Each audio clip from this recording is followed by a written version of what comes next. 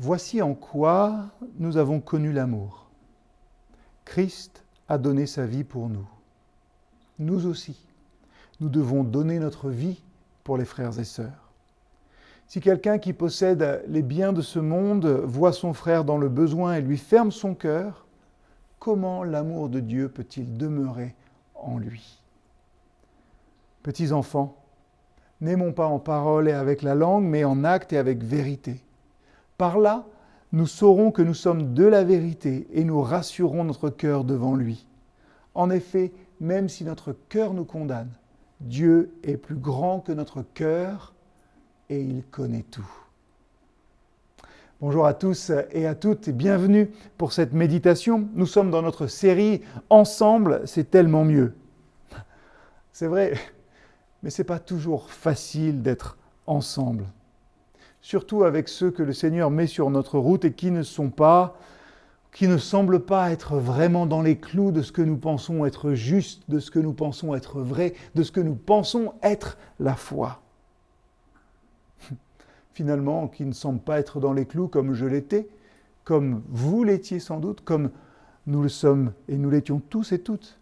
Et pourtant, le texte que nous avons lu en introduction le rappelle, Jésus a fait l'ultime sacrifice, en venant pour nous qui étions indignes, pas dans les clous, et il a ainsi montré son amour pour le monde, pour tout le monde.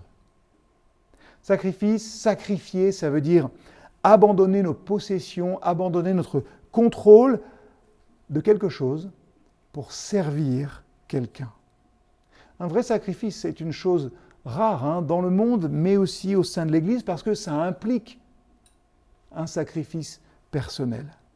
Le monde dit, si tu veux quelque chose, tu dois le gagner. On n'a rien sans rien. Et une fois que l'on a cette chose, une fois que c'est à nous, eh bien, alors nous avons le droit de le garder, sacro-sainte propriété privée. La Bible nous enseigne que tout appartient à Dieu. Un sacrifice, c'est donc une décision délibérée d'abandonner nos possessions, notre contrôle des choses pour aider quelqu'un et ce faisant, glorifier Dieu. Quand nous faisons un sacrifice, nous nous rapprochons de Dieu et nous suivons son exemple. Abandonner quelque chose que nous avons prouve que Dieu est finalement, ultimement, notre priorité. Alors, je ne sais pas si vous avez remarqué, mais c'est souvent plus facile de faire de gros sacrifices que plein de tout petits sacrifices. Or, nous sommes appelés à faire tous les petits sacrifices qui se trouvent sur notre route. Ça peut prendre la forme du temps, ça peut prendre la forme de l'argent, ça peut prendre la forme de possession, peut-être même de votre réputation, de votre statut social, que sais-je. Chacun trouvera les petits sacrifices qu'il a devant lui. Je ne sais pas, moi, ce que Dieu vous appelle à sacrifier.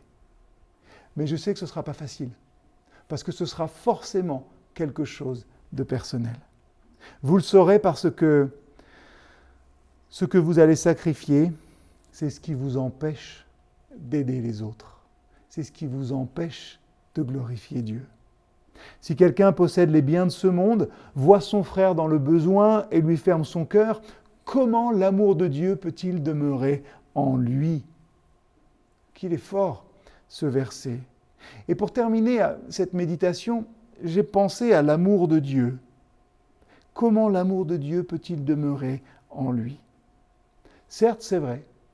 Pour servir, pour accomplir notre ministère, dans 99,9% des cas, il nous faudra sacrifier notre confort. Très souvent, pour aider notre prochain. Mais le plus gros sacrifice sera peut-être de faire de même dans notre cœur, pour aimer comme Dieu l'a fait, comme Jésus l'a fait, celui qui ne pense pas, qui ne croit pas forcément exactement comme nous. Oui, un sacrifice, c'est difficile, mais je crains que souvent, nous ne rendions finalement l'amour de l'autre plus compliqué que ce qu'il n'est en réalité. Pourquoi ? Peut-être pour nous immuniser contre le service, c'est trop difficile. Pour nous glorifier, peut-être quand on a enfin fait un petit quelque chose pour quelqu'un d'autre, j'en sais rien. Pour Jésus et pour Dieu donc. L'amour, ça prend bien des formes. C'est manger chez les gens. Vous savez, même ceux qui sont disqualifiés, sacrifiés par l'intelligentsia religieuse. C'était toucher, parler avec les intouchables. C'était prendre du temps avec les gens que les autres ne voyaient même pas. Jésus n'avait même pas peur d'aller vers ceux et celles qui avaient une réputation sulfureuse. Pourquoi ? Parce qu'il voyait plus loin que nos étiquettes. Il avait foi et il savait aussi ce que chacun pouvait devenir. Ainsi, aimer comme Dieu, avoir l'amour de Dieu qui demeure en nous, implique qu'il nous faut aller rencontrer les autres là où ils sont. Si vous voulez manifester l'amour de Dieu à ceux que vous pensez sur le mauvais chemin, n'essayez peut-être pas de les sermonner, mais essayez de les aimer, de les servir comme Jésus l'a fait en allant à leur rencontre. Je vous invite simplement, pour terminer ce temps de méditation, à une prière. Vous pouvez fermer vos yeux ou rester et me regarder. En tout cas, que cette prière puisse résonner dans notre cœur et marquer notre journée. Seigneur, change mon regard sur moi, sur ce qui compte vraiment dans ma vie. Change mon regard sur les autres.